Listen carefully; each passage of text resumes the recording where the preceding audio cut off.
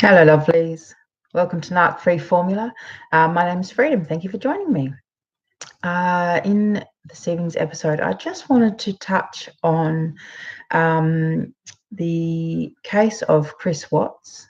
As you may know, I have been looking at Chris through the lens of his narcissism. And watching the interviews with Chris Watts. So there's a lot of footage on the internet that has been leaked from the case. So I happened to watch some the other day, and I can't remember exactly what it was called, but it was something to do with, the moment that Chris Watts confesses, to killing Shanann and the girls. Something like that. So I watched it. So the footage was of Chris with the detectives who, first of all, they've come back into the room and basically just said to him straight out, you failed the polygraph, Chris. Everything you said it's just not true. So his initial reactions and response is typically narcissistic. He continues to lie. Oh, no, I didn't lie about anything. No, everything I've said is true. Then, he's hoping, so he's bluffing. He's hoping that he'll get away with his lie.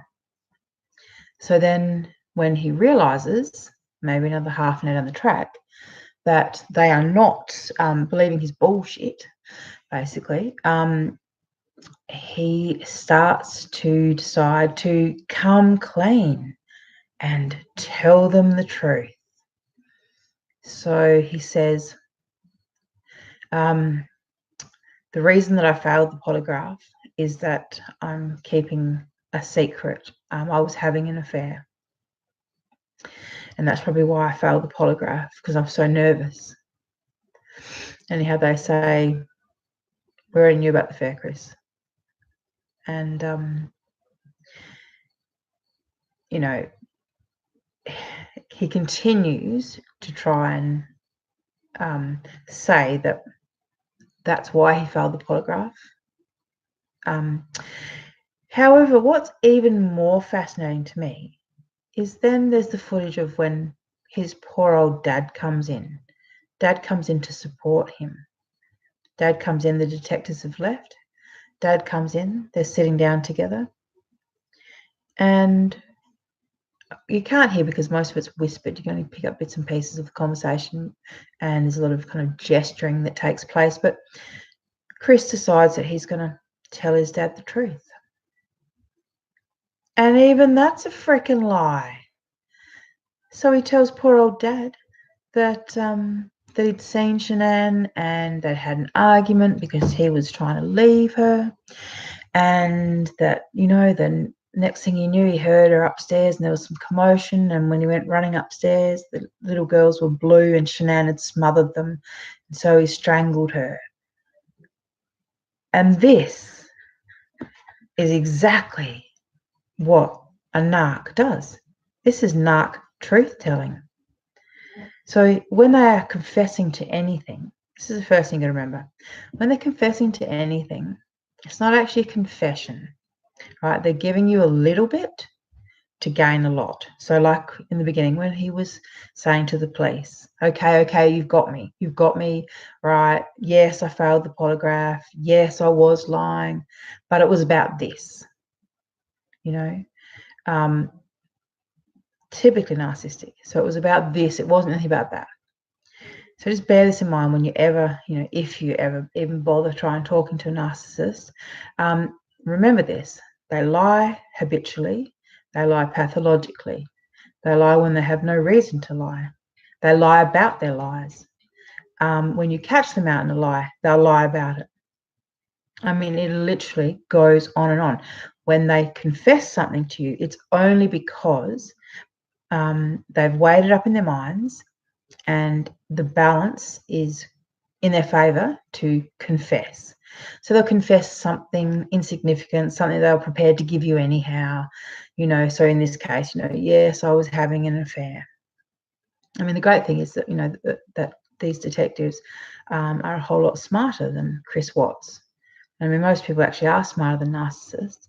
Narcissists just think that they're smart because, you know, they are so removed and detached from reality, I suppose, and because they're not very good at reading signs and signals, so they don't really understand. I mean, they watch and observe a lot, but they don't, you know, really know.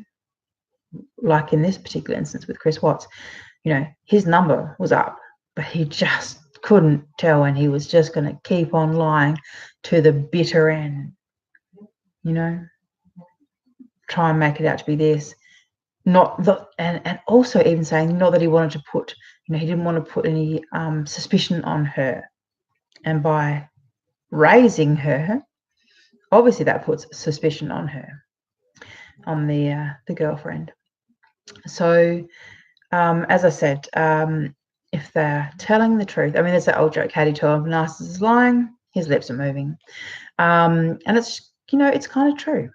They don't really tell the truth about anything, from who they are, you know, their backstory, their history. That's all just fabricated and lied. And they just assume that you'll never check, or you won't have the opportunity to check because, you know, for example, they move around a lot from state to state, so there's no way of checking up about their past. You know, they create kind of stories. Like I said, you know, my ex used to hang up a black belt from a, you know, a karate school, because allegedly once he thought he was a black belt. Whether or not he actually achieved black belt, I don't know. But what I do know is that the one that he had placed, you know, in his caravan for the world to see was not his black belt. It was something that he'd gotten from Goodwill or some, you know, charity store. So they lie about who they are, they lie about their feelings, and they lie about their past, they lie about what they've done. They just lie about absolutely everything. And all they have going for them is that you're too silly or too smitten to actually stop and look at the evidence. Because if you stopped and actually looked at the evidence before you, you would probably start to be able to piece things together, which is why narcissists often go for people that are weaker than them, people that are younger than them, people that are not as smart as them, people that have some kind of damage, I suppose, you know, that they can always leverage off. So whenever the person might be starting to figure them out too much, you know, they might, for example, threaten to leave, or you know, whatever it is. You know, they're always kind of playing these kind of games.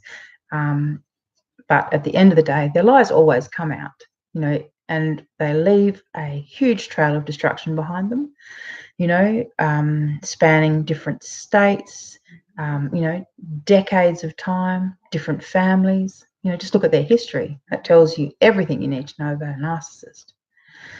But if you listen to a word they say, they will lie. And as I said, Chris Watts lying to his own dad, for God's sake. I mean, what did he honestly hope to achieve? I think that he was bouncing the concept off of another set of ears, just to see whether or not old dad was going to believe it, because if dad believed it, then maybe the detectives would believe it.